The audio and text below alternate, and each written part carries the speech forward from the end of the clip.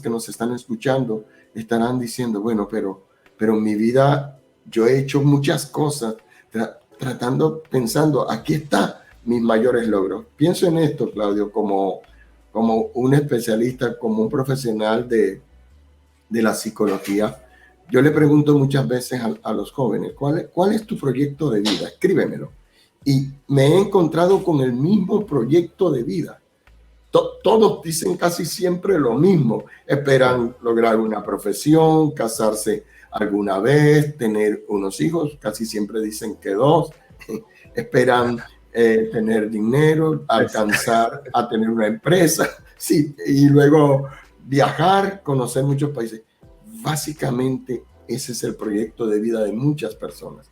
Y cuando lo logran, muchas veces se dan cuenta que allí no está el sentido de la vida, que se siente como un vacío muy profundo, a pesar de que lograron lo que en algún momento desearon. Entonces hay que decir, bueno, mi sentido de vida tiene que estar mucho más alto que mi proyecto de vida. Por eso yo acuñé una frase, Claudio: el propósito es más grande que el proyecto. Wow. En una de esas, cuando estamos proyectando, a veces proyectamos a lo alcanzable, pero nos olvidamos de que hay que proyectar hacia lo inalcanzable, pero referido a lo que usted habla en el libro, estamos hablando de una eternidad también, o sea que proyectamos también hacia la eternidad, hacia lo que viene después de esta vida terrenal. Me parece que tiene sentido proyectar y pensar a dónde vamos a dirigirnos con nuestra alma, con nuestro espíritu.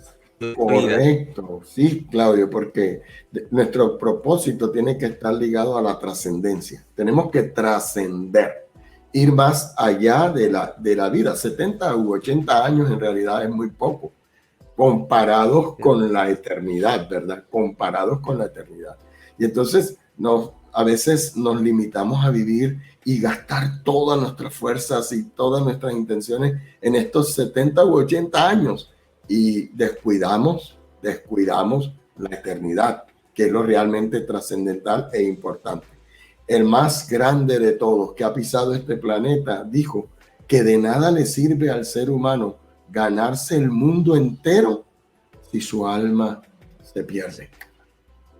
¿Verdad? Wow. Sí, y ahí en una de esas nosotros empezamos a ver que cuando queremos que la vida tenga sentido, cuando nosotros proyectamos o cuando nosotros descubrimos que hay algo más grande todavía para ganar. Y ahí me parece que nos está dando la pauta este libro de encontrarnos con esa eternidad en una de esas que no la teníamos calculada dentro de nuestros planes. Excelente, excelente eso que estás diciendo, Claudia. Nos encontramos con el sentido de vida. A veces lo encontramos, el sentido de nuestra vida lo encontramos cuando nos damos cuenta, espérate, he buscado en esto y no está. He buscado en esto otro y tampoco está. En realidad, cuando ves el libro, La vida tiene sentido, en este libro, lo que comentamos son las palabras de un hombre muy sabio que vivió hace mucho tiempo y que las dejó registradas en un libro que, a mi manera de ver, debió ser un bestseller en su época. Si lo hubieran premiado de esa manera, debió ser un bestseller. El libro de Eclesiastés, y estoy hablando del rey Salomón. Y ese hombre hizo la prueba, él la hizo en su propia vida. Él probó encontrar el sentido de vida en lo que he mencionado, en las riquezas, en las realizaciones, en el conocimiento, en el placer. ¿Y a qué conclusión llegó Salomón? Él llegó a la conclusión de que la vida es absurda. En términos de la versión del 60 es vanidad de vanidades, todo es vanidad. Lo más absurdo entre los absurdos es tratar de encontrar sentido de vida lejos del Creador. ¿Cómo vamos a sacar al diseñador en la construcción del edificio de nuestras vidas? Mira vos, ¿no? Como a veces se nos escapa esto de que otros ya lo vivieron, lo dejaron plasmado. Nosotros por ahí queremos experimentar algunas cosas y decimos, pero bueno, tampoco esto me llena. Y lo vemos tantas veces en el tema del vicio, el tema de la repetición de las conductas inadecuadas, en esas conductas, en esas malas formas de vivir que muchos llevan y de las cuales una vez que se involucran ya no pueden salir más. Ahora, para usted personalmente, en este libro La vida tiene sentido, que como bien hacía referencia en el libro de Eclesiastés del rey Salomón, tiene muchísimo de experiencia de vida. Para usted personalmente, ¿en qué medida también esto fue primero una palabra que le llegó a su corazón de advertencia quizás, o de alivio, por qué no también? Claro que sí, Claudio. En nuestra experiencia personal, descubrir que el sentido de nuestra vida está en traerle honor al que nos formó, eso marca un derrotero, ¿verdad?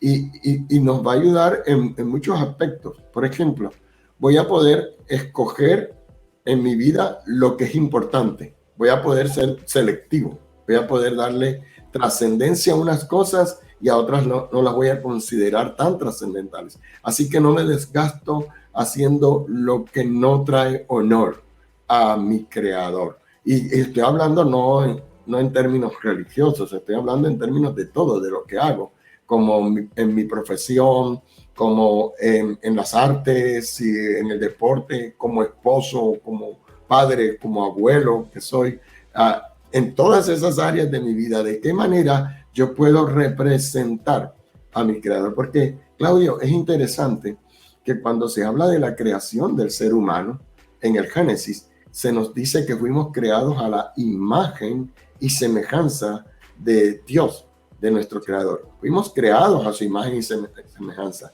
Entonces, eso significa, en términos concretos, que los seres humanos deberíamos reflejar a nuestro creador y que deberíamos reflejarlo en actos de inteligencia, porque nuestro creador es un ser muy inteligente. Deberíamos reflejarlo en actos morales, porque nuestro creador es un ser santo, muy puro. Deberíamos reflejarlo en actos relacionales o sociales, porque nuestro creador es un ser relacional. Entonces, ¿en qué sentido esto afecta mi vida? Me afecta en la vida práctica. Bueno, tengo que buscar ayudar a las personas, tengo que resolver problemas, tengo que usar la inteligencia que me fue dada para bien, para servir a los demás. Y cuando yo siempre digo, cuando alguien, por ejemplo, busca la solución de un problema, está reflejando a su creador, aún sin saberlo, pero lo está reflejando porque está realizando actos inteligentes. Y fuiste creado como un ser inteligente para vivir, para traer respuestas, para ser creativo, Por eso los seres humanos somos tan recursivos y creativos, porque reflejamos a nuestro creador.